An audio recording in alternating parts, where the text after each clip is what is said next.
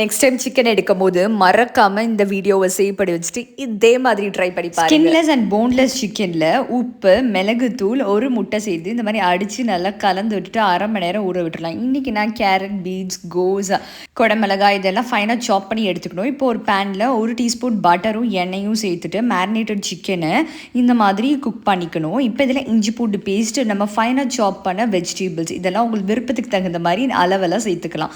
இப்போது இதில் ஆனியன் சேர்க்கணும். இது எல்லாமே நல்லா ஒரு கலந்து விட்டு பிறகு oregano and chilli flakes again இது நம்ம டேஸ்ட்க்கு ஏற்ற மாதிரி சேர்த்துக்கலாம்.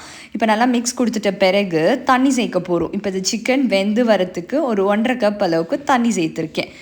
இன்றைக்கி நான் எக் நூடுல்ஸ் தான் வந்து ஆட் பண்ணுறேன்.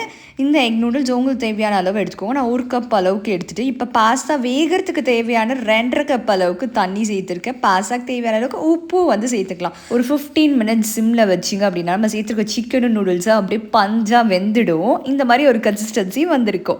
இப்போ திக்னஸ்க்காக கேஷ்யூ அண்ட் மக்கான் ஊற வச்சிருக்க பேஸ்ட் 1 டேபிள் ஸ்பூன் சேர்த்துக்கிறேன். 1 நிமிஷம் ஹை ஃப்ளேமில் நல்லா கொதிக்க விட்டு ஸ்டவ் ஆஃப் பண்ணி சூடாக சர்வ் பண்ணுங்க. சூப் நல்லா பிடிக்கும் அப்படின்னா சூப் வச்சுக்கிட்டு பாஸ்தா கம்மியாக எடுத்துக்கோங்க. இல்லை எனக்கு பாஸ்தாவும் சிக்கனும் தான் எடுத்து சாப்பிட பிடிக்கும், சூப்பை கம்மி பண்ணிவிட்டு இந்த மாதிரி எடுத்து சாப்பிட்ற மாதிரி சர்வ் பண்ணுங்கள். கண்டிப்பாக ட்ரை பண்ணி பாருங்கள்.